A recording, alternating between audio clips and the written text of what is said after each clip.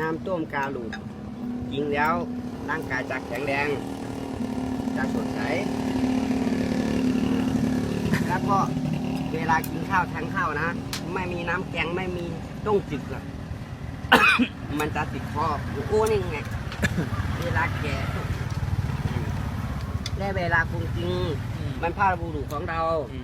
เขาไม่ต้องใช้ช้อนเขากินอย่างนี้นี่เหรออย่างนี้ไม่ต้องอายไม่ต้องอายแล้วก็เวลาเก็บ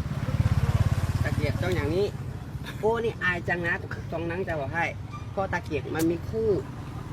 โอ้ไม่มีคู่โอ้อายมั้งเห็นไหมขัดคู่ไม่ได้เลยเห็นไหมอ่ะใช้ยังไงอ่ะไม่ได้มันต้องมีคู่โอ้เห็นแล้วอายจังเพราะทุกวันนี้โอ้ไปไหนก็คนเดียวเพราะโอ้ไม่มีคู่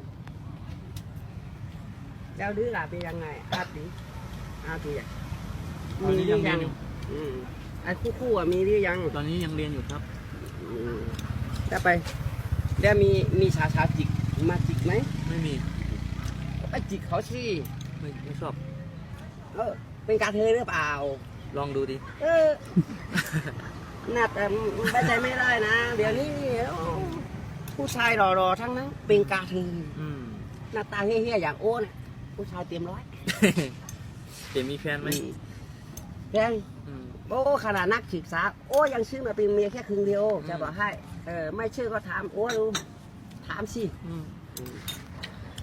เฮียอย่างนี้นักศึกษาโอ้หมดแล้วโอ้แค่จ้างเขามาเป็นเมีย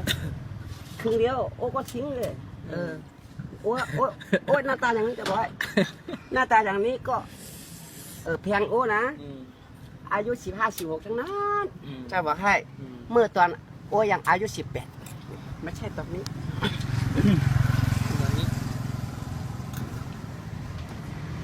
ตอนนี้นี่ไม่มีใครมองโอ้อะเพราะอาที่เคยมองก็เขาท้องเขามีลูกมีครอบครัวเนื้อเตี๋ยโอ้ฉวดดูคุณเลยเพราะโอ้ชอบฉวดโอ้เป็นโอ้ยังเป็นหนุ่ม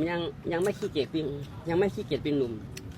เพราะว่าเป็นหนุ่มอย่างนี้ยังไม่ขี้เกียจที่เพื่อนโอ้เขามีครอบครัวเขาขี้เกียจเป็นหนุ่มพอแล้วเขาก็เลย